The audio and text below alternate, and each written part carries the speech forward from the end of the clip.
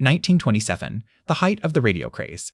While the world was captivated by the wireless, a young farm boy named Philo Farnsworth in Rigby, Idaho was tinkering with something that would change human history forever. At just 21 years old, Philo would transmit the first all-electronic television image, sparking an invention so revolutionary that it would become synonymous with the modern age. Yet, few know the name Philo Farnsworth, and even fewer realize his rightful place as the uncredited inventor of television. Philo's story begins on his family's Idaho farm, where he dreamed of using technology to better the lives of farmers like his father. In a 1967 interview, Philo recalled, "I thought, why not use this beam of light to carry information?" And so, in the quiet of his farmhouse, Philo conceived the idea that would become television, scanning an image one line at a time and transmitting it electrically. Philo's innovation lay in the image dissector, a device that converted images into electronic signals and sent them to a receiver to display the picture on a screen, a system vastly superior to mechanical predecessors like the televisor and the flying spot scanner. By 1927, Philo had successfully transmitted the first live television image, a simple straight line. Though crude, this breakthrough set the stage for the televisions we know today.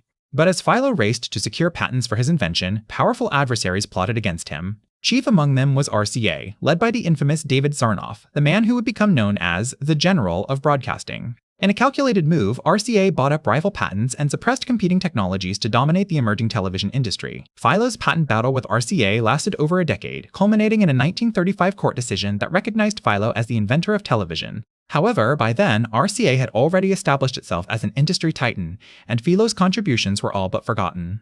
The true extent of Philo Farnsworth's erased legacy can be seen in his numerous other patented inventions that remain integral to modern technology. From infrared night vision to medical imaging devices, Philo's genius is everywhere, yet largely uncelebrated. In a 1967 interview with TV Guide, Philo lamented the lack of recognition for his work. "I could have been a wealthy man, but it didn't turn out that way." And indeed, while RCA and its affiliates reaped billions from television, Philo died in relative obscurity in 1971, leaving behind a grieving widow and two sons who struggled to make ends meet. So how did this happen? How did one of history's most transformative inventors become a mere footnote in his own story? The answer lies in the complex web of corporate greed, legal maneuverings, and forgotten heroes that define our modern world. As we delve deeper into the life and work of Philo Farnsworth, prepare to have your preconceptions challenged and your curiosity ignited. For now, let us remember the name of this unsung hero, the uncredited inventor of television, Philo T. Farnsworth. In the annals of history, certain names resonate with us, instantly evoking images and associations that we've come to recognize as markers of greatness. Edison, Tesla, Bell. These are just a few examples of individuals who have left indelible marks on our collective consciousness, their inventions forever woven into the fabric of our everyday lives. Yet there is one name that should be etched alongside these luminaries, whose absence from this pantheon of greatness is as glaring as it is unfortunate: Philo T. Farnsworth. Born in 1906 to a hardscrabble farming family in Utah, Farnsworth was a prodigious child with an insatiable curiosity about the world around him. This innate intellectual hunger, coupled with his intimate knowledge of the challenges faced by farmers, such as the need for better communication and information dissemination, would ultimately set him on a path that would forever alter the course of human history. By the time he was 14 years old, Farnsworth had already conceived of a revolutionary idea, using a series of electrified tubes to transmit images through the air, thus paving the way for what we now know as television. This groundbreaking concept, which would later be refined and developed into a working prototype, was the result of years of painstaking research, experimentation, and dogged determination on Farnsworth's part. However, it was not just Farnsworth who played a pivotal role in this unfolding drama. Rather, it was the complex interplay between a diverse cast of characters, some with noble intentions, others driven by greed and ambition, that would ultimately determine the fate of Farnsworth's invention. Among these players were two titans of American industry, David Sarnoff, the president of RCA, and his chief engineer, Vladimir Zworykin. Both men recognized the immense potential of Farnsworth's work and sought to harness it for their own ends, with Sarnoff famously declaring that television would be the greatest medium of mass communication ever devised. In 1930, Sarnoff and RCA made a play to acquire Farnsworth's patents outright, offering him a paltry sum in exchange for what they believed would become an immensely lucrative technology. When Farnsworth rebuffed their advances, citing the true value of his life's work, Sarnoff and Zworykin set their sights on a more insidious goal: undermining Farnsworth's claims to invention by developing their own television system, one that bore striking similarities to Farnsworth's design. This set the stage for a decades-long legal battle between Farnsworth and RCA, with millions of dollars at stake and the very fate of television hanging in the balance. At the heart of this dispute was a seemingly simple question: who, exactly, could lay claim to the invention of television? Yet, as we shall see in the next section, the answer to this question would prove far more elusive and controversial than anyone could have possibly imagined. For now, let us simply marvel at the sheer audacity and vision of a young man from Utah, whose groundbreaking insights into the nature of image transmission would forever change the way we view the world around us. In the early 20th century, the concept of television was still purely speculative, a dream whispered in the halls of science and innovation. The idea that images could be transmitted electronically over long distances seemed like something straight out of a Jules Verne novel. Yet, this seemingly impossible feat would soon become a reality, thanks to the groundbreaking work of a young inventor named Philo Farnsworth. To understand the magnitude of Farnsworth's achievement, we must first delve into the science that made it possible. At its core, television is an elegant dance between image capture, signal transmission, and display. This process can be broken down into three primary components: the camera, the transmitter, and the receiver. The camera, in Farnsworth's case, was a mechanical marvel called the image dissector. This ingenious device used a spinning disc with a series of holes to scan an image line by line, converting the light intensity of each point into an electrical signal. The result was a stream of electronic data representing the original visual information. Once the image had been dissected in this manner, it needed to be transmitted over distance. This was accomplished using radio waves, which were modulated to carry the video signal from the camera. Modulation is the process of impressing information onto a carrier wave, allowing it to be broadcast through the air or via cable. In Farnsworth's system, the modulated radio waves carried the electronic signals representing the scanned lines of the original image. On the receiving end, another device was required to interpret these signals and reconstruct the original image. This component, known as the image oscillite, received the transmitted data and used it to drive a cathode ray tube, which served as the display mechanism. The CRT consisted of an evacuated glass tube with a phosphorescent screen, along with an electron gun that would sweep across the screen line by line, illuminating the appropriate points based on the received signal. The synchronization of these components was no small feat. To ensure that the transmitted and received lines aligned properly, Farnsworth employed a separate circuit to generate synchronizing pulses. These pulses were added to the video signal, allowing the receiver to accurately recreate the original image by reassembling the scanned lines in their proper order. In 1927, after years of painstaking development and experimentation, Farnsworth successfully demonstrated his television system, transmitting live images across a distance of 250 miles. The significance of this achievement cannot be overstated, as it marked the birth of electronic television and paved the way for the modern broadcast industry we know today. Yet, despite his pioneering work, Farnsworth would ultimately receive little recognition or financial reward for his contributions. Instead, he found himself embroiled in a bitter legal battle with rival inventor Vladimir Zworykin over the rights to television technology. This protracted struggle, which spanned more than a decade, would leave Farnsworth's groundbreaking invention shrouded in controversy and obscurity, its rightful place in history all but forgotten. As we delve deeper into this fascinating tale of innovation and intrigue, we invite you to join us on a journey through the annals of suppressed science, where the lines between fact and fiction blur, and the truth can often be far stranger than even the most outlandish conspiracy theories. In our exploration of suppressed innovations and hidden science, we shine a spotlight on Philo Farnsworth, a man once hailed as the inventor of television. Yet, his rightful place in history has been overshadowed by legal battles, corporate espionage, and a fight for recognition that left him penniless and disillusioned. Philo Farnsworth, a self-taught prodigy from a small farm in Idaho, developed the concept of electronic television at just 14 years old.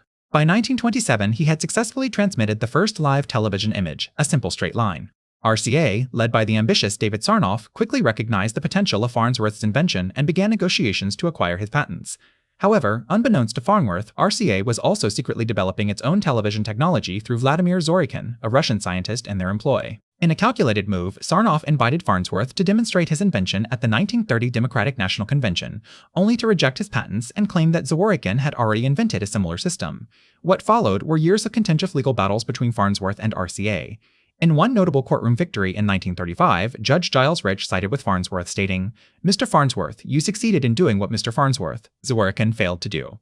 Despite this win, the legal proceedings drained Farnsworth's finances and energy. Meanwhile, RCA's aggressive marketing campaign positioned Zworykin as the rightful father of television, further eclipsing Farnsworth's contributions. The U.S. Patent Office eventually combined 19 of Farnsworth's patents with Zworykin's, crediting both men for the invention of television, but by then, the damage was already done. Farnsworth continued to invent and innovate throughout his life, creating pioneering work in radar, nuclear medicine, and infrared technology. Yet, he remained virtually unknown outside the scientific community, never receiving the recognition or compensation he deserved for his groundbreaking invention that sparked a revolution in visual communication. The story of Philo Farnsworth raises questions about the role of corporations and their influence on historical narratives. How many other innovators have been overshadowed by the powerful entities they sought to partner with? The tale of Farnsworth's legal battles, corporate espionage, and fight for recognition in the courtroom serves as a sobering reminder that sometimes the lines between fact and fiction can blur, leaving the truth shrouded in mystery. Delving deeper into the story of Philo Farnsworth, we find ourselves entangled in a web of secrets and classified projects that have kept his groundbreaking work from receiving its rightful recognition. The question remains, what forces were at play, shaping the narrative around Farnsworth's invention of television and leaving him with little to show for it? It is no secret that during World War II, governments worldwide recognized the potential of electronic television as a tool for military communication, surveillance, and propaganda. In the United States, research programs were conducted under the auspices of the National Defense Research Committee and later, the Office of Scientific Research and Development. These agencies enlisted the help of private corporations and individual scientists to develop technologies that would give the Allies an edge in the war effort. Farnsworth's work was no exception. In 1942, he entered into a contract with the Radio Corporation of America, granting them access to his patents for use in military applications. However, as the war progressed, RCA used this arrangement to strengthen its position in the burgeoning television industry, licensing Farnsworth's innovations to other companies and effectively freezing him out of the market. Meanwhile, classified military projects like the Television Infrared Observation System and the Night Vision Image Intensifier made use of Farnsworth's technology without giving him due credit or compensation. These projects were carried out by agencies such as the U.S. Army Signal Corps, the Naval Research Laboratory, and the National Security Agency, which maintained a high level of secrecy around their work, making it difficult for Farnsworth to contest their use of his patents or seek fair compensation. Moreover, the Federal Communications Commission's role in regulating the television industry during this time cannot be ignored. The FCC established technical standards and allocated broadcast frequencies that favored RCA and other major corporations, further solidifying their dominance in the market and leaving little room for independent inventors like Farnsworth. As we sift through the layers of bureaucracy, corporate intrigue, and classified projects, it becomes clear that Philo Farnsworth's story is not merely an isolated incident of a brilliant mind being overlooked by history. Instead, it reveals a systematic pattern of powerful entities manipulating technological progress to serve their interests. Despite the many challenges he faced, Farnsworth continued to fight for recognition and fair compensation throughout his life. In 1969, he was awarded an Emmy Award for the first successful demonstration of a complete electronic television system, and in 1977, the National Academy of Television Arts and Sciences established the Philo T. Farnsworth Award to recognize individuals who have significantly contributed to the development of television technology. Yet, many questions remain unanswered. How much more could have been achieved if Farnsworth's work had not been overshadowed by corporate interests and classified military projects? What other innovations have been lost to history due to similar circumstances? These are questions that continue to haunt us as we strive to understand the true potential of human ingenuity and its relationship with those who seek to control it. In conclusion, while Philo Farnsworth's story is undoubtedly tragic, it also serves as a testament to the resilience of the human spirit and the unwavering pursuit of knowledge in the face of adversity. As we continue to explore the mysteries surrounding his life and work, we are reminded of the importance of transparency, accountability, and fairness in our quest for progress, lest we allow history to repeat itself and consign more brilliant minds to obscurity. And so we're left with a paradox. Philo Farnsworth's invention of television revolutionized communication and entertainment, yet he died a relatively obscure figure, his rightful place in history overshadowed by corporate interests. The question remains, why was such an innovative mind like Farnsworth's met with such resistance? Was it mere coincidence, or were there darker forces at play? The answers may lie in the complex web of business deals, legal battles, and political maneuverings that characterized the early days of television. One name that frequently arises in discussions about Farnsworth's struggle is David Sarnoff, the president of RCA. Sarnoff, who has been hailed as the father of American broadcasting, was a shrewd businessman and a formidable opponent. He had his sights set on dominating the emerging television industry, and he wasn't about to let Farnsworth stand in his way. In 1934, RCA filed a lawsuit against Farnsworth, claiming that his patents were invalid because they were based on prior art. This legal battle would drag on for years, draining Farnsworth's finances and leaving him unable to fully capitalize on his invention. Meanwhile, Sarnoff was busy promoting RCA's own television system, which used a different technology known as the iconoscope. Despite being inferior in many respects to Farnsworth's image dissector, the iconoscope would become the industry standard, thanks in no small part to Sarnoff's influence and marketing prowess. But the story doesn't end there. In 1976, long after both Farnsworth and Sarnoff had passed away, a group of engineers discovered that RCA's patents for the iconoscope were based on stolen technology. It turned out that Vladimir Zworykin, the Russian inventor who worked for RCA, had visited Farnsworth's lab in 1930 and had seen firsthand how the image dissector worked. This revelation casts a new light on the events of the past and raises disturbing questions about the role that corporate espionage may have played in shaping television history. It also underscores the importance of ethical conduct in business and science, as well as the need for vigilance in protecting intellectual property rights. Today, Farnsworth's legacy lives on, not just in the countless televisions that grace our homes, but also in the spirit of innovation and perseverance that he embodied. His story serves as a reminder that progress often comes at a cost, and that the pursuit of knowledge can be a lonely and arduous journey. As we continue to explore the mysteries surrounding his life and work, we are left with a haunting question. How many other brilliant minds have been lost to history, their contributions overshadowed by politics, greed, and deception? Only time will tell. The story of Philo Farnsworth's invention of television is not just a tale of innovation and progress. It is also a cautionary tale about the dangers of unchecked corporate power and the importance of transparency, accountability, and fairness in our quest for knowledge. It is a story that continues to resonate today as we grapple with the challenges and opportunities presented by